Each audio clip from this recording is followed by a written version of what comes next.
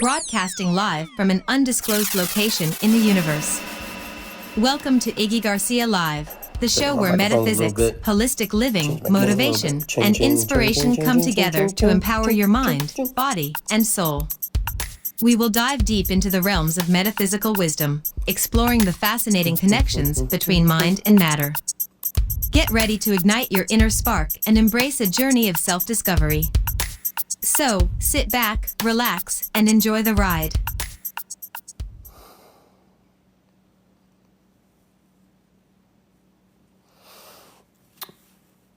Good afternoon, everybody. Iggy Garcia here. Iggy Garcia Live. I hope you guys have a little time to spend with me and just share what's on my mind, what's going on, what's happening. A lot has happened in the last 48 hours. Actually, a lot's happened in the last several years. But anyhow, just wanted to kind of get back on track and just kind of see where everybody's at. Got my coconut water here. Just report. I'm doing great. I'm doing well. I'm doing good. And it's a good place to be. It's a good time to be able to share our feelings and thoughts. There's a lot of things that have been going on, a lot of things that have been happening since Sunday. I mean, like I said, there's a lot of things that have been happening. But let's just get to it. This show is Iggy Garcia Live, episode 216. And today it's about wake up, man. Wake up. And when I get there, waking up is like, I know it's a vague word and there's a lot attached to that. But I want to, before I go any further, and before I take this conversation further, I want to thank my ancestors. I want to thank all the people who came before me, all the people who sacrificed, who gave their lives, gave their blood, sweat, and tears to get me to this point in time. And I know a lot of you have the similar belief systems where your ancestors, the people that came before you, trailblazed the path for you and your siblings or whatever. But it doesn't matter. It's what you do after you're here. When you're in this present moment, when you're visible and you're in this existence, what happens, what you do. Now, I'm not in my normal studio. I'm actually at home today. I'm sitting here in my living room, kind of just chilling out and just kind of, I'm looking at the background as I look in the camera because I'm not used to seeing those effects usually behind me. But anyhow, I just wanted to just invite you guys to be open-minded and to just kind of hear what I have to say versus to agree or disagree. This isn't a combat or a battle. This is us having a straightforward conversation about where we feel things are evolving to and where things are happening to.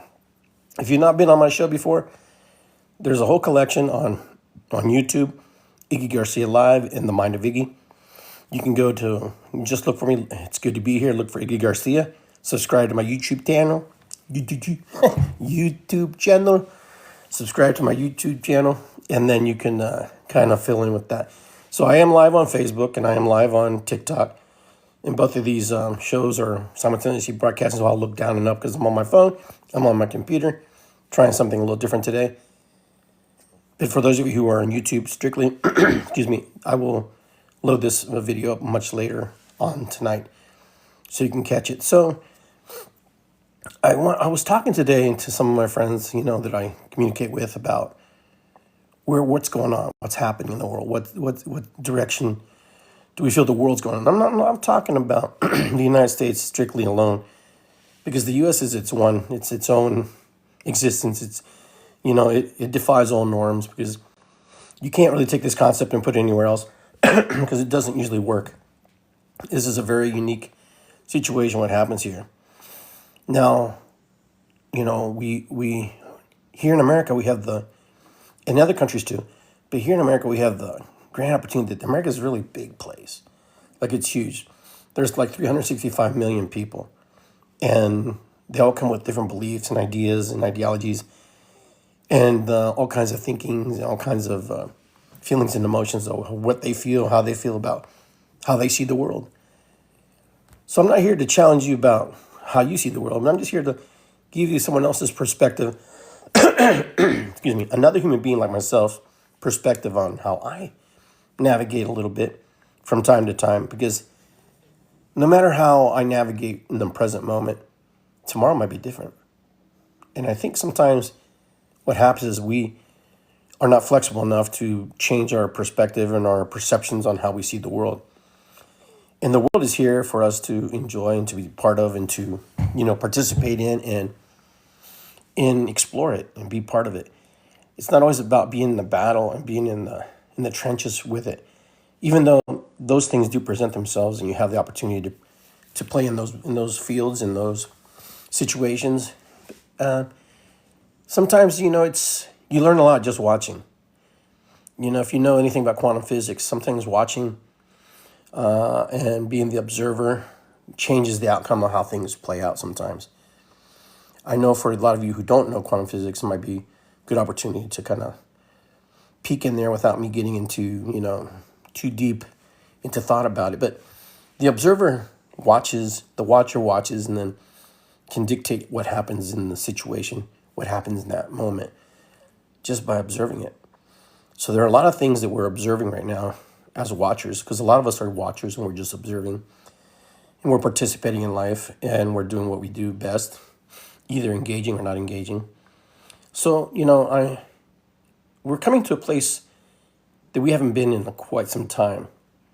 The last time we've been here, I'm going to say, like realistically, really powerfully where we've been was during World War II, towards the end of World War II, when Hiroshima and Nagasaki were bombed. And that was a pivotal point in humanity's expansion, growth, and understanding of what just happened. Okay, so those of you who don't live in America right now, we're living in a time that's very confusing, very very different, and for a lot of us, it can be very challenging because it's very different from what we've been growing up in. So I remember talking to several friends of mine whose grandparents, were in the war, World War II, and some of them were soldiers or sailors who were on ships when they dropped these bombs. And the confliction that they have about what happened in what we decided to do as a nation, because as a nation we decided that. As a nation, regardless if we voted or not voted for it, it's the leaders we put into position who creates these environments and these toxic moments or these positive moments. So we decided to drop the bomb. We were one of the first nations to drop an atomic weapon on other human beings. And and people try to tell me that it was on military installations or whatever. It doesn't matter if it was on military installations, because it just didn't kill military. It didn't just kill the insane. It killed thousands of people. Thousands of people died. And I'll tell you why they died, because there was nowhere to go. No one had ever seen anything like this. And then we were I think we were surprised by what happened. We were surprised by what just occurred in what America just did. Because remember, we weren't in the war in the beginning. We got dragged into the war. And then we came and we bailed everybody's ass out like we always do, right? And then, that was a pivotal point in humanity. And that's where humanity had an awakening point, where humanity goes, oh my God, what did we just do? You can't tell me that leaders sat there and said, oh, yeah, that was a great thing that happened. No. I'm sure it's a pretty difficult moment to decide that I'm going to just kill as many as I can just to end this war or just continue, right? I wasn't there, but historically, from what I've studied and what I've learned in school, these are painful things. War is a painful thing. And in trying to avoid war is probably one of the biggest things that we should try to do as human beings, and not get caught into that play, because it just changes somebody. It changes people. And, for those of you who are veterans and have fought in wars and defended our country, defended other countries or wherever you're from, you never come back the same. Everybody that I know who's went to war, they never came back the same. They were never the same person. Everything about war changes your spirit and your soul, your gut, your feelings, your emotions. But, we did that. We can justify all we want and say, oh, yeah, well, we had to do it. If we didn't do it, blah, blah, blah. I don't know how another nation just sits there and goes, wow, you just bombed the freak out of us. You just killed our children. You just killed our elderly. You just killed, our people. And we're supposed to be okay with that, even though you're helping us and rebuilding us and creating, protecting us and blah, blah, blah. I can't think that people just forget that kind of stuff. Excuse me. So I just don't think that people just forget that kind of things, that those things we just forget about them. As a society, sometimes I think we forget, and we just forget about it, and we just let it go by. Well, that was in the past. It had nothing to do with it. Those were my ancestors. That's the biggest thing I always hear from people. Well, that wasn't me. That was them. That was their decisions. Sure, I get it. But we're the byproduct of those people. We're the generations next that has to do better. How do we do better? How do we get better? How do we move ourselves into a better frame of mind, a better state of mind? How do we create, manifest, and do the things we need to do in order for us to be able to look at that situation and say, was that right or wrong? To this day, I don't know if anybody has a definite answer if that was right or wrong. It was something we did. And we still do that. We went to the Middle East. We disrupted the Middle East. We go into parts of Asia. We disrupt Asia. We it's just been a constant thing that people with power, with great power comes great responsibility. You guys have heard that. And with that, I'm going to say, what do we do when we have that power? I mean, I can see why people get upset and why people get mad and why we create freedom fighters and why we create rebels or we're defiant to the system, because you know what? In another person's eye, something else awakens in them. Something wakes up in them that wasn't there before. And then they're like, well, how do I address that? How do I combat that? How do I move through that? We have that right now in our country. We have people who are believing things are a certain way, and you can't change their mind. And this is on both sides. This is on both sides of the game. We have people who are going through stuff and moving through these kind of energies and things like that. And somebody's calling me. I don't know where that phone's coming from. I'm on my phone. But anyhow, it's kind of funny. It's kind of interesting to, witness what's happening right now in this world and what's going on, because, I try to participate and to be open to hear what people have to say and what they're sharing. And it's not easy. It's not easy to sit there and, me being from another country and have different, background, different upbringing, and then having a different type of cultural system, how I see the world becomes very conflicted, and becomes very, convoluted, and becomes very confusing sometimes. I remember when I first came to this country as a kid, I wanted to be American. I wanted to be an American, and that was my goal. That was my goal in life, to be, assimilated, to be part of it, because I didn't know any better. I was a child. I didn't really know my old country where I came from, and I didn't really know where I was moving to, in the other aspect, in the other direction. So here we are, and that's how we learn. But now we are in these very complicated, moving into directional ideas about how we see our country, see our world, and what's happening.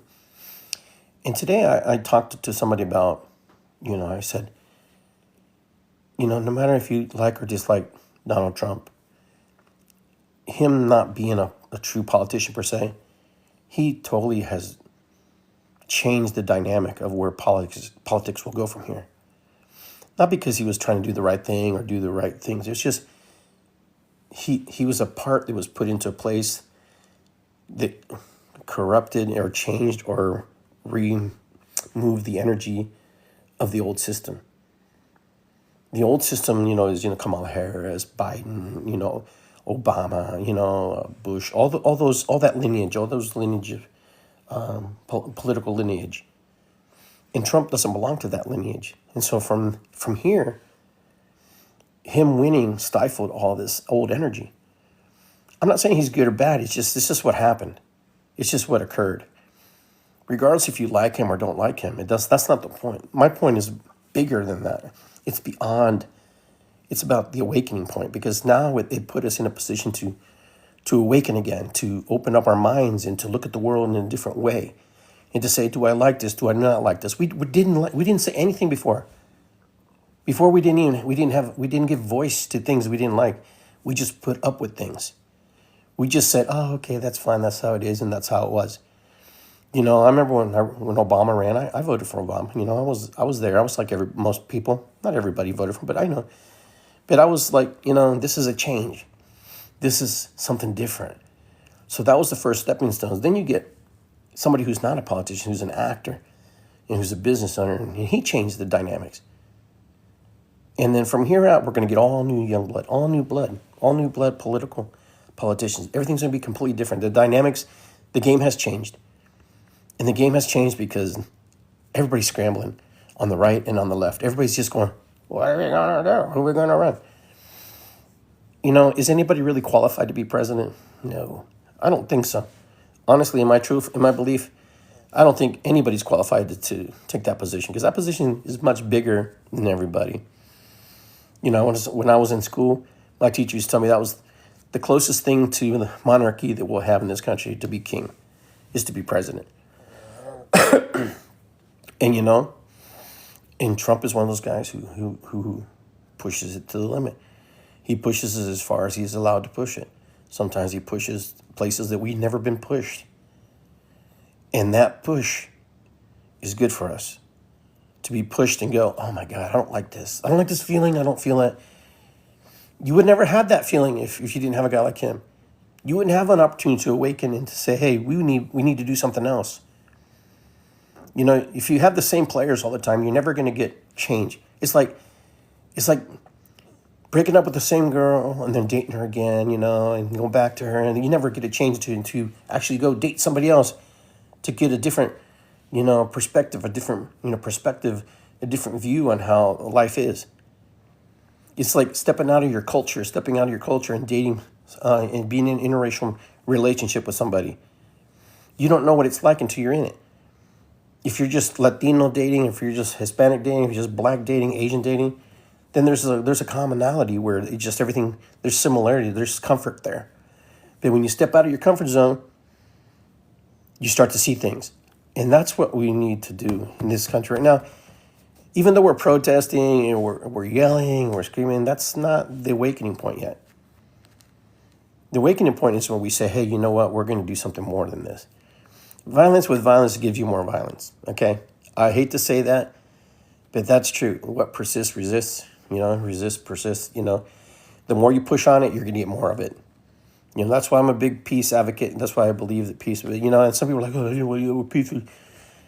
Yeah, peace works, man, because it begins with you. And when you have to look in the mirror and say, hey, what can I do to create a peaceful environment for my family, for myself, for the people I love, and the things I care about, versus combating and fighting.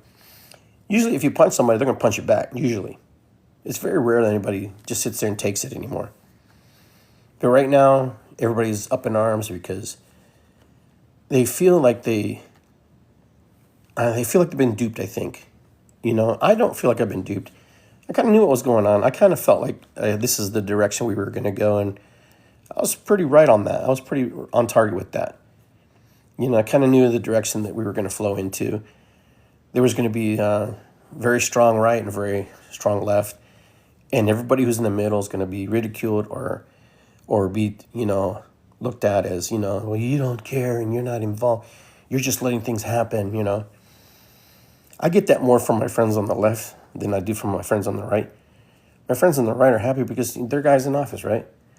My friends on the left, they're frustrated because they don't feel like they have a voice. Do they have a voice? Sure, they have a voice. You just got to use it.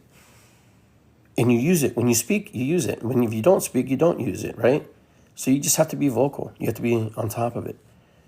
Now, I'm in agreement, disagreement for all different things that we see. Listen, I come from a different upbringing, so a lot of the things that I'm saying may not align with you because we come from different kind of, backgrounds.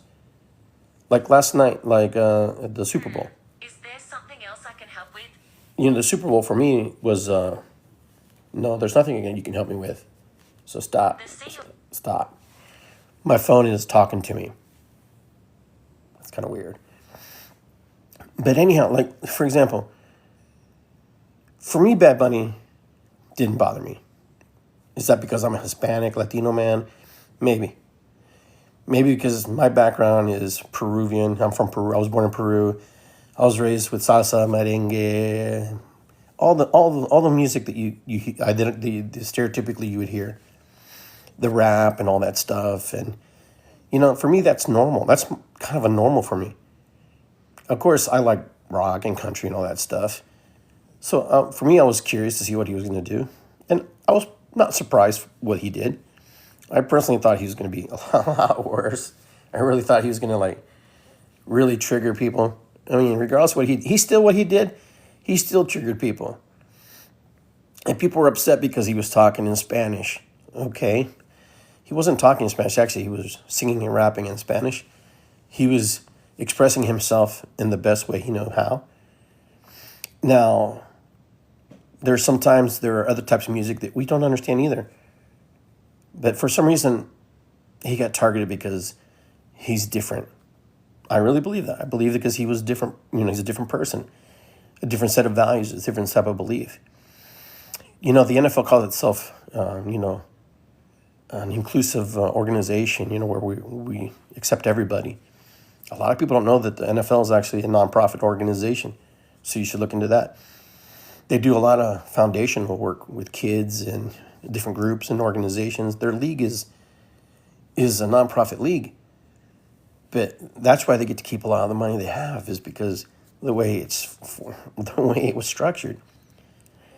It's a business, but it's a nonprofit business, not for profit. So, you got some really smart people, taking advantage of situations.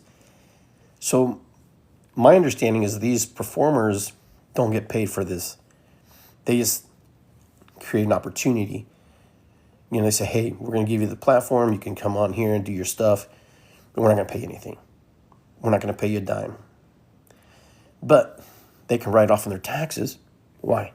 Because it gave to a nonprofit. Hey, we did a show. It cost us $5 million. So I'm going to write $5 million off my taxes because I gave to the NFL's nonprofit organization.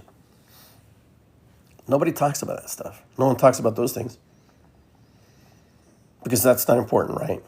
How that works. No, they baited us all into this stereotypical stuff. You got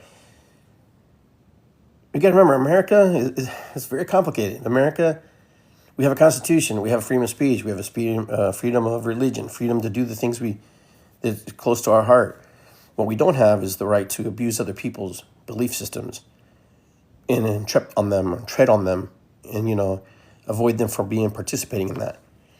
Because you can go to any third world country, that doesn't have any kind of scruples like that. They abuse their people. In America, we do it collectively, politically, and with paperwork. But back to the NFL. Back to this thing. Listen, America, the United States of America is not just the only America. The sport of football, yes, it was from here. Yes, American football is for everybody, not just for the white Anglo-Caucasian human being, or because that's what some people are making it sound like that. That's how I'm interpreting it. It is not like that. The NFL is everybody. The majority of players are, mixed or black or Hispanic, and a small minority of white players. It's just like basketball, the NBA as well. So if you want to call yourself world champions, Then you need to go play Mexico. You need to go play Ireland. You need to go play, England, whatever, in different leagues in the country. Then you can call yourself a world champion, because you're not a world champion. You're just the NFL, and you have a Super Bowl champion. That's it. So I always get kind of, when I hear that, oh, they're the world champions, Super Bowl champions. Dude, you're just a Super Bowl champion. That's it. You're just your league champion. That's it. You're not world champion. You're not intercontinental champion. You just beat another team that's in your league. That's it. So, you know what? Yeah, it's very popular, and it's very, some people love it. Some people don't. But back to Bad Bunny. Well, Bad Bunny, a lot of you already probably did your research, probably got all the information you probably have heard. He did it his way. But the NFL knew that.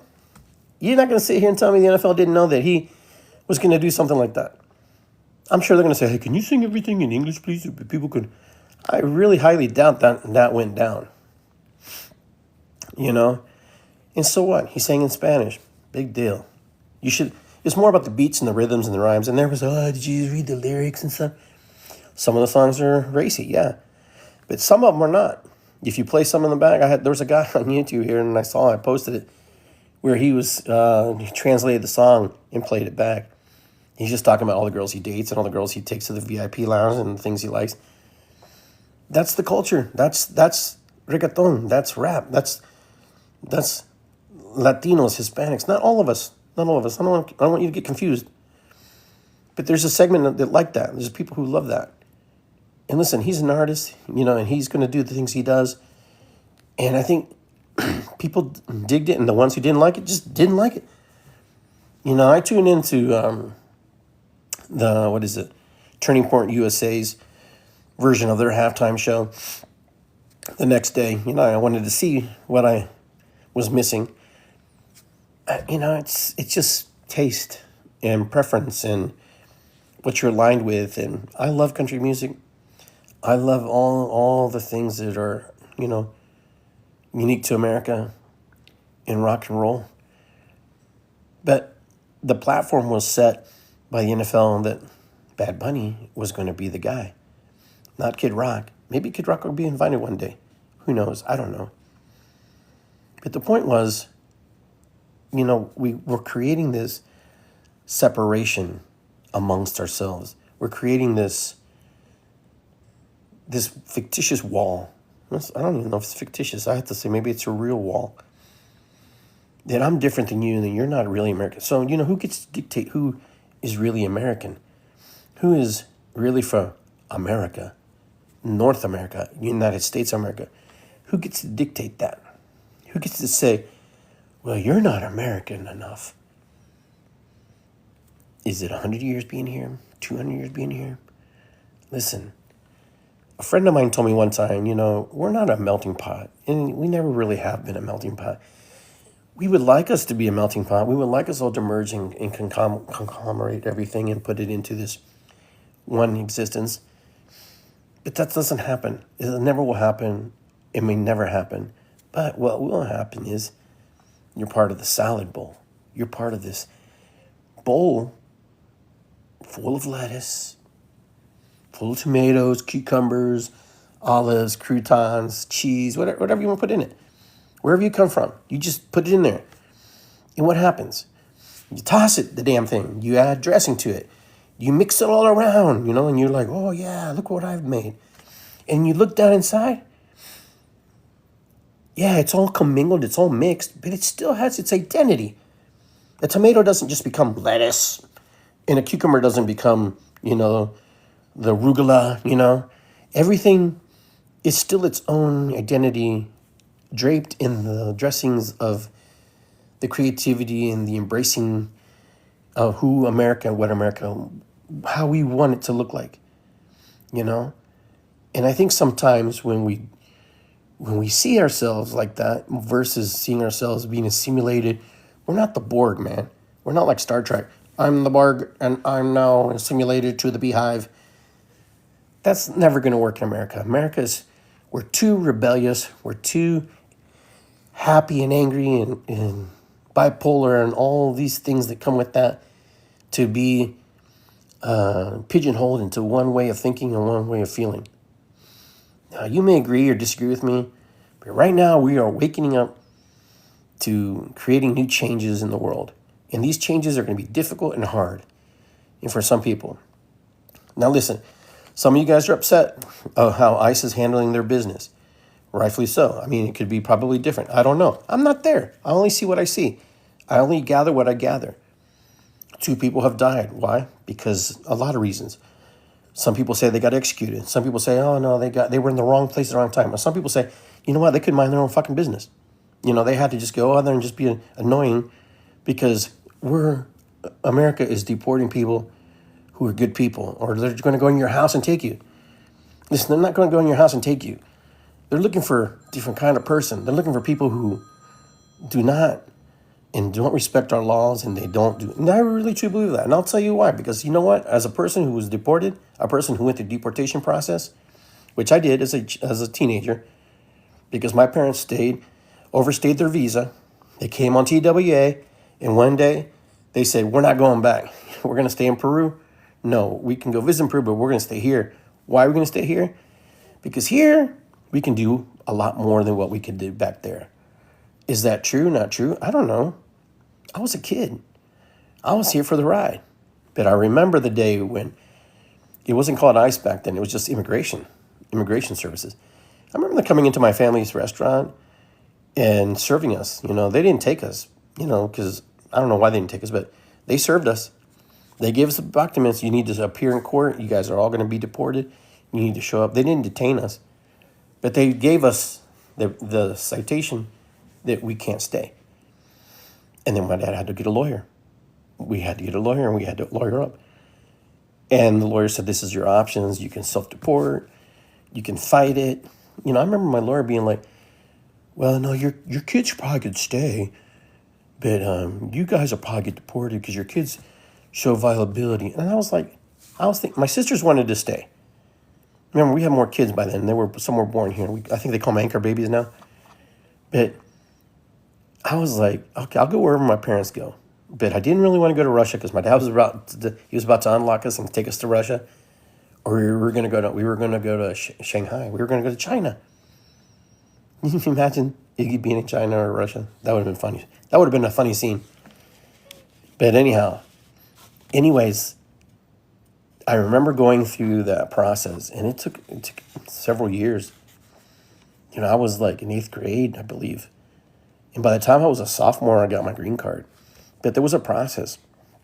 If you missed a hearing, you're done. It's like you don't miss those hearings. You drive all the way to Cincinnati or Cleveland, I forget where it was, and you sit in a room, a phone rings, and the magistrate's on the other line, and the magistrate's talking to you. Mr. Ignacio Julio Garcia, do you know that you have overstayed your... I said, listen, I don't know. I came with my mom and dad. I was a young kid.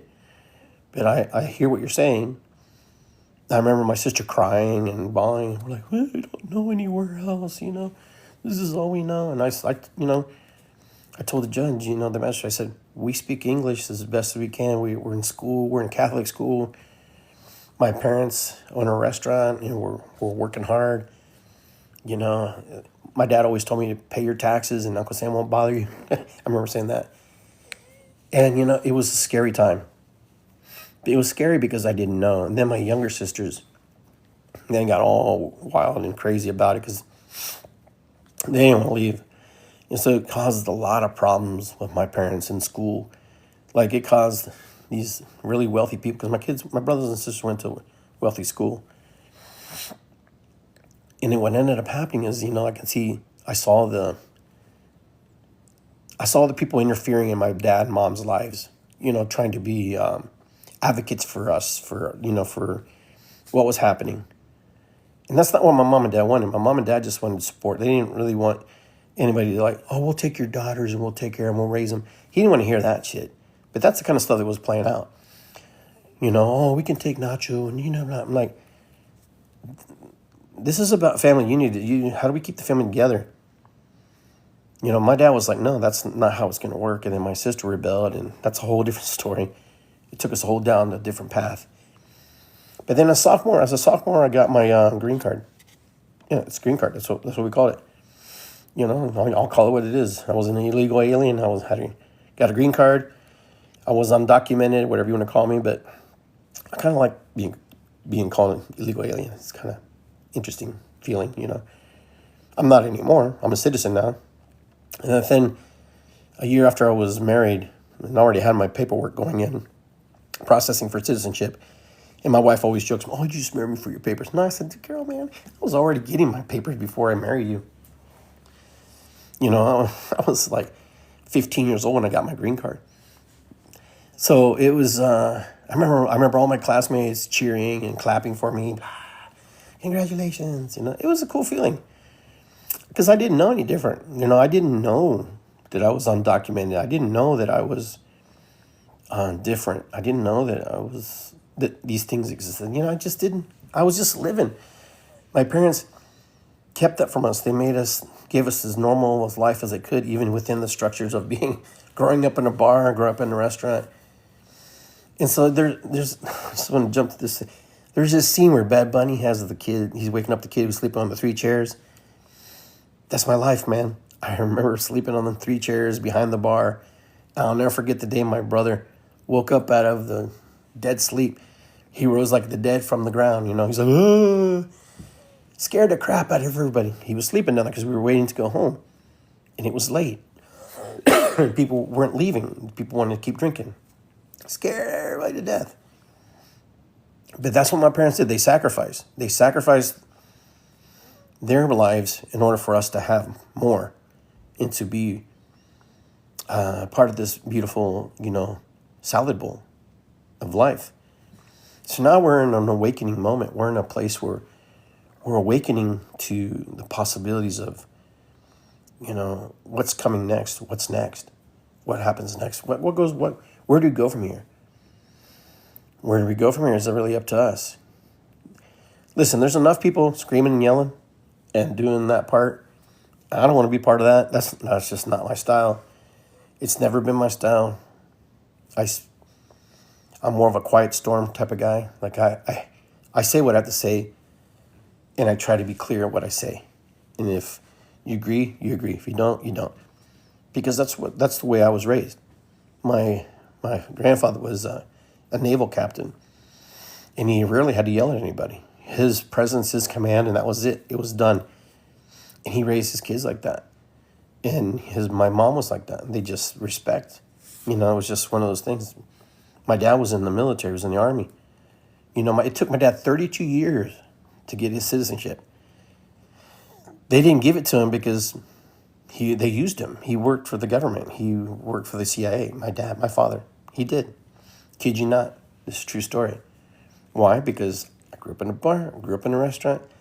I met all the players. I got all the cards, all the business cards, and all these guys when they came looking for my dad. You know? People sometimes look at me and they're like, "Oh, these are just big fish stories." No, not true at all. NSA, FBI, you know. It's just, that's the kind of life my dad liked. He liked that kind of shit. You know, he liked that kind of world. He liked to be the James Bond or whatever, you know, even though he had a family. But I'm not like that. But he was like that. And that's kind of what he modeled his life around. And he was good at it. He's very good at it. Until one day, he fell down the stairs in the restaurant, and it's still a mystery today.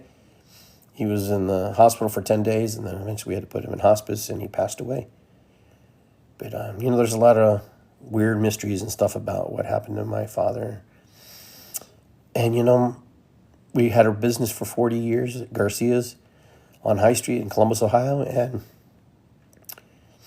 I got a good education growing up in that bar, in that restaurant, because it was a bar on one side and a restaurant on the other side. And all the people that I met and all the people that I encountered, all the people who walked the door. I mean, I met Chuck Norris. I met the presidents of universities. I met actors. I was in a movie called Teachers because I worked in the restaurant, the directors were there and the producers came to eat. Freaking Les Wexner's been there, and it wouldn't surprise me if Epstein probably came. I didn't know at the time. None of these things surprised me because Garcia's was very popular at the time. When I was a young kid, my dad's place was booming, rocking from the 80s to, 2000 and whatever. That place was just kicking it because there was nothing like it. It was just my dad was the front of the house, my mom was the back of the house. They made it work. I ran it for 10 years. I just didn't have the desire to wine and dine people like that. I just, I felt like my calling was bigger. My calling was to help people expand and grow. And my calling wasn't to intoxicate people and to feed people stuff that maybe wasn't good for them. So that's why I stepped out of the restaurant business. That was my awakening. I knew that I had to change and I had to get out of what I am in. And now America's in the same place where it's going to grow and it's going to expand, and it has to grow and it needs to expand because it can't stay where it's at. Now, there are going to be some things you like and there's going to be some things you don't like, and that's normal. That's normal with being in a situation like that. The United States is a young country. Most countries have been around much longer than the U.S. has. We're coming to our 250th anniversary. And, we're here now. Granted, these lands, have gone through many transitions, have passed many hands, have been bought, traded. For many years, if you do some studying, even Mexico before, as we know it today, it had 3 years of existence, even from the conquest of things happening until then things breaking down and moving. We don't see it and we don't understand it because we only have enough energy to be in this present moment and to gather the information we have, what's in front of us. It's hard for us to comprehend and understand that, the world is in America. And that's something that I watched as a kid, I watched as growing up as a young adult, that a lot of people here that think the world is America. And not everybody, but a lot of people do. And a lot of people have these expectations that America owes us, or we, have to be a certain way that without us, we're nothing. And I can only laugh at that because, America brings a lot to the table. America brings a lot to the foundations of, what we see in a lot of countries and a lot of different things. But the United States is not America. The United States is not the world. We hold a lot of the world in our hands. But, I like when I see us challenging each other. I don't like when we kill each other. I like when we challenge each other and push each other to the extreme, to the point where we have to make a conscious decision that this is either good for us or bad for us. And if we can do that and stay level-headed to some degree, we succeed. It's when we garnish everything down to violence, into dictatorships, into control, it doesn't serve anybody. The wealthy own us all. We're all owned by the wealthy. We're all straw men for the system. If you don't want to believe that, that's fine. Regardless if you believe it or not, it is. We're documented from the day we're born. We have a birth certificate. We have documentation of who we are, how we entered the world, what time we entered the world. We have documentation when we leave the world, unless we're not found. But regardless, we're in an awakening. We're waking up to see the world differently. And we have to see the world differently because the world demands us to see the world differently. What saddens me is people can't find a common ground to believe that, just because somebody believes something, that they think that they automatically are like that too. That's the biggest farce. That's the biggest misconception that even I hold sometimes, and others hold about other people. Just because you like Trump doesn't mean you're racist. Just because you like Kamala Harris doesn't mean that you're that way. Or if you like that politician, if you like that TV show, you watch TV show. Right now everybody is just fixated on this smut. I call it smut, which is the Epstein files. It's just soft porn, if you ask me. You're looking at it, you're watching it. A lot of people are so entrenched in, I gotta find what the, and then, you're looking at that stuff. You're looking at pictures and stuff, and what are you looking for? Are you trying to disprove your conscience about things about yourself? I mean, you want to prove this guy's so wrong. I mean, you don't have to do anything. It's already done. It's already there. I see people posting, Obama wasn't mentioned. Yeah, I'm sorry to hear that. But, Obama has been mentioned. It doesn't really say he was on the island, but he has been mentioned. So has been Biden. And so has been, Trump. And so has been, the Clintons. Because this is the circle these guys ran around. This is what people don't get. These are these circles that people were around. I did a little research, and I found that, I could be wrong, but the guys from Google were there. The guys from the Apple were not there. And Bill Gates was there, of course. That's what they say. And we're in an awakening moment. So now ask yourself, now that you know that Bill Gates is like this weird creeper dude, supposedly, are you going to still be using his Windows 11 Pro or 11 or Windows operating system to run your computers? Or are you going to move into another platform? Are you going to stop using Microsoft Office? Are you going to move into, if you're going to be, the way some people are about being absolute about, then you can't be using certain technologies and certain systems and stuff to back your point. You need to totally be clean about that, or understand that there's just some things we can't do without. There's some things we can't navigate without. The system has been playing us forever. And we suck right into it. And we get drawn right into it. We get totally just hoodwinked into it. We get totally just immersed into it. You go to the store and you think you're shopping healthy. You're in the store going, oh, wow, look, I can buy organic or certified organic or just plain. One's plain, the other one's organic, and the other one's certified organic. So they're certifying that this only got sprayed by bug spray, but not herbicide. This is organic, meaning that we don't know what they sprayed on it, but it doesn't go through the same rigorous planning. This over here, we don't know where it came from. It could have anything. I hate to tell you, everything's organic. If it comes out of the ground, it's organic. If it was made, it's organic. But I understand the word organic, and I get it, and I understand. I mean, I'm just being facetious and being funny here, but a lot of us get stuck in this place. Wouldn't you think if something was organic and good for you, it would be cheaper to grow? Because it would go to market quicker and faster. Just because if you didn't, it would rot, right? But then you have this other stuff that's treated by chemicals and stuff. An apple can last, a year, I think, because of the waxing it has on it. Bales of hay, not bales of hay, but bales of flour, sold from country to country, and those bales can last 15 years, and they put dough conditioner in it.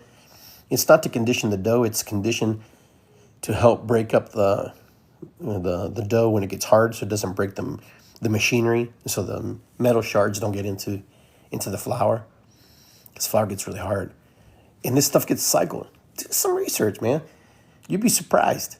But we are awakening. We're in this place where we're starting to see things for what they really are versus how we think they are and what we need to do to make them better. Now, I'm still a firm believer. I still believe that, what we put out, we get back. So the stuff that you're getting back at you is because you're putting it out there. And these computers and these AIs, they all know what you like. They all know what you dislike. I don't like Bad Bunny. Now you get you're getting inundated with posts about Bad Bunny and blah, blah, blah. Now, if you don't like, Turning Point USA, you get all kinds of stuff from that too. I don't like to see when people get killed. I don't like to see people get assassinated. I don't like to see people get hurt because they have a belief that's different than yours. And that's the sad part for me. Charlie Kirk, for example, he had his ideas, Some people think he's racist. You think what you think. I don't know what I think. I just saw a person who opened up a platform and let people talk. And some people challenged him. Some people were good at challenging him. And then I watch, this young guy get shot. And I watch this girl get shot, on the news. And then I watch people get thrown around. And I'm going, what's the real story? What really happens? Because, the media creates sound bites. The media creates this narrative that makes you think that things are a certain way. Because they glorify and they want you to, just make it intense. Look, I busted this person's face open, sprayed him with spray. But they didn't tell you that this person did this or that. Or maybe they didn't do anything. But we'll never know. Because most of us have never been there. And the ones who are there, they're the only ones who could tell the story according to their perception, their view, and how they see things. Now, am I right or wrong? No, I'm just stating some ideas and some, way of looking at things versus saying that everything's not absolute. Things aren't absolute. When, we want to believe that we live in a world that is nice and good, but you know what? There's some bad people out there. It doesn't matter if you're black, Hispanic, Asian. Not everybody gets along. It doesn't matter if you're from the same family. Some of you don't even talk to your family. Some of you don't even get along with your brothers and sisters or your aunts and uncles or your mom and dads. Half the time, some people don't even talk to their parents because they have a different belief system or they're angry, or some people I've heard people say, "Oh, I'm angry that you birthed me." I'm like, come on, dude, really? I'm sorry that it's that terrible, that you're alive because your parents decided to have sex and they made you. Make the best of it, You have to create your own reality. You have to create your own world. You can't blame the system that's there. The system's there. The system will always be there. The system's not going anywhere. The system's designed to help you or hurt you or whatever, however you feel that it's going to do, what it's going to do for you. But if you think that anybody's coming to save you, no one's coming to save you, man. I'm coming to tell you right now, no one's coming to save you, help you, unless you say, I need help. And if the help doesn't come, then you need to go, I need help. Can you direct me in the right direction? No one's coming to save you. And I watch a lot of young people breaking down right now. And they're like so miserable with their lives. I'm like, and they talk about they don't have any money. I see it in my own family. There's just no creativity. I don't know what it is. I just don't see, go outside and shovel the snow. It's snow. Go knock on everybody's door until you'll probably have to knock on 10 doors before you get 3 people say yes. That we're so quick. We want instant gratification. Oh, we could have it now. No. If you want to be creative, then go out and do it. I watched the freaking video today. This girl was, true story, not story, I don't know. But, she was going to jump off this bridge. And this old homeless guy, who was actually a wealthy guy, but just like dressing homeless, he's like, I can help you. And she's like, what can you do? And he goes, well, buy all these squirt guns at the beach and charge $5 rental for it. And the more that you buy, the more that you rent. And then what happens is, she's like, well, what if they come back for their $5 deposit? He goes, well, you're playing the numbers game. You're hoping that if you put, let's just say 10. You put out 10 guns, okay? And you bought them each for $1. And 2 people come back, 2 people come back and they get their $5 deposit. You got 5, 10, 15, 20, 25, 30, 35, 40. You made $40, discounting the $8 that you put investment into. And so he was teaching her this. And then, it kept getting bigger and grew and bigger. I personally met a guy years ago when I was a young man. And I asked him, I go, so what are you doing? He goes, well, I'm putting lotion, like oil on girls, and I charge them $20 a pop. This was back in 1987 when it was Daytona Beach. He was spraying girls with the copper tone stuff, and they were paying. And I don't think there was anybody who said no. He said $20. It was no problem. It was just the fact that he was doing it. This guy's probably dead now, but my point is, if you really want to be creative, you really want to wake up and you really want to do something, then you got to try stuff. You got to do stuff. Stuff that just doesn't happen, doesn't fall from the sky. Sometimes you're lucky and then it falls in your lap, but most of the times you just have to go out there and create and manifest. your own world. And that's on you. All right, guys. I think I said enough today, and I think I've shared what I wanted to share about waking up and seeing the world differently, trying to see the world in other people's eyes and different belief systems. But right now we're in a transformational period. It's going to be bumpy and uncomfortable. But the thing is, just know it doesn't last forever. And, do your best. Just do your best. Honor yourself, respect yourself. And if it means that you have to ask people to step away for a moment, then that's fine. But also be open-minded to say, hey, you know what? I know we don't get along, and I know we're not in the same vibration, but you're a good friend. You still give me good advice. You still share with me things that I need. Because there are friends like that. I have friends like that. We're not all on the same rhythm and the same beat, but there's things that we bring to the table that we're able to share and talk about, and understand that we can't talk about certain things, but we can talk about a lot of similar things. You have more things in common than you have not in common. You'd be surprised if you open the door in the dialogue and listen and just be present. Because sometimes when we shut down, we lock up, and we say, no, you can't be my friend because you're like this. That's fine. That's your right.